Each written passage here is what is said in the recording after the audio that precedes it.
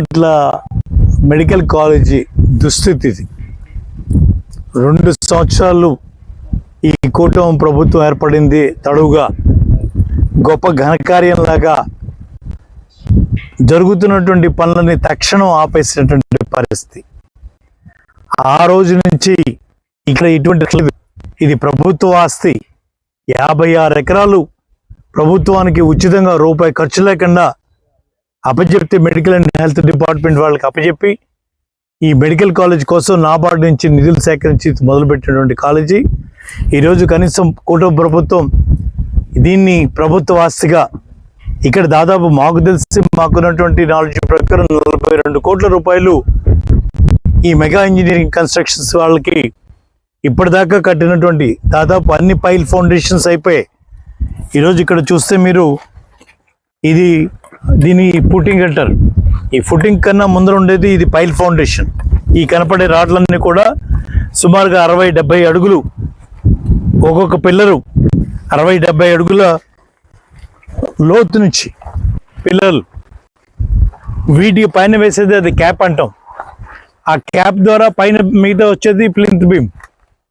ఆ క్యాప్ లెవెల్కి వచ్చిన వాటిలో మరి ఆ రకంగా రాడ్లు ఇటువంటి వాటిని యాక్సల్ బ్లేడ్లు తీసుకొని వచ్చి బ్యాటరీ ఆపరేటెడ్ వాటితో కట్ చేసుకుంటూ వెళ్తుంటే పోలీస్ డిపార్ట్మెంట్ కానీ కలెక్టర్ గారు కానీ ఇక్కడే ఉన్నారు, బాపట్ల జిల్లా కేంద్రంలో ఉన్నాం.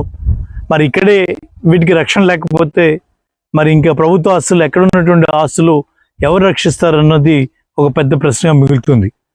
ఇప్పటికైనా అధికారంకి వచ్చిందని చంకలు గుద్దుకోవటం కాదు, మాకు 160 ఇచ్చే మాకు 160 ఇచ్చే అని చెప్పుకోవటం కాదు. ఇది ప్రభుత్వం ఆస్తి, ప్రజల ఆస్తి. దాదాపు 42 కోట్లు ప్రజాధనాన్ని దీనికోసం వెచ్చించున్నారు. దీన్ని కాపాడుకోవాల్సినటువంటి బాధ్యత ప్రభుత్వానికి. తప్పకుండా తక్షణం దీని మీద చర్యలు తీసుకోవాలని, ఇంకా ఉపేక్షించద్దు.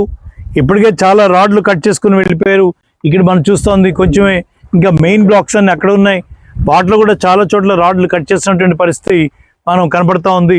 వీటన్నిటినీ ఇమ్మీడియట్గా ఇక్కడికి వచ్చాం. ఏ ఒక్క సెక్యూరిటీ గార్డు లేడు. ఇక్కడ ఉన్నటువంటి పరిస్థితుల్లో ఇక్కడ ఇసుక కంకర అన్నీ కూడా తీసుకుని వెళ్తూ ఉంటే అడిగే నాదుడు లేడు.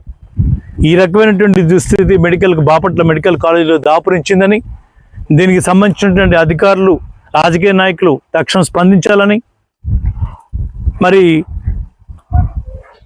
వైద్య శాఖ అధికారులని కానీ కలెక్టర్ గారు కానీ లేకపోతే వైద్య శాఖ మంత్రి, బీజేపీ మంత్రి, ఆయన ఎవరు ఏ చంక ఎక్కువ కూర్చున్నాడో నాకు తెలియదు, కానీ ఆయన కనీసం వాళ్ళ ఆస్తులు కూడా ఎక్కడ ఉన్నాయో కూడా తెలియదేమో, వాటిని ఎలా చూసుకోవాలన్న సంగతి కూడా తెలియదేమో. అటువంటి పరిస్థితుల్లో వారు సత్యకుమార్ ఏదో ఉంది వారి పేరు, మరి అలా కనపడుతూ ఉంది. తక్షణం వాళ్ళు కళ్ళు తెరవాలి, మొద్దు నిద్ర వీడాలి, ప్రభుత్వ ఆస్తులు రక్షించాలి. బాపట్లకి తలమానికంగా రావాల్సినటువంటి మెడికల్ కాలేజీని మీరు కడతారా, మేము కడతామా, ఆ కట్టిన రోజు కడతాం. అప్పటిదాకా దీన్ని తప్పకుండా కాపాడాల్సిన బాధ్యత అయితే ఇప్పుడున్న ప్రభుత్వం మీద ఉందనే సంగతి తెలియజేస్తుంది.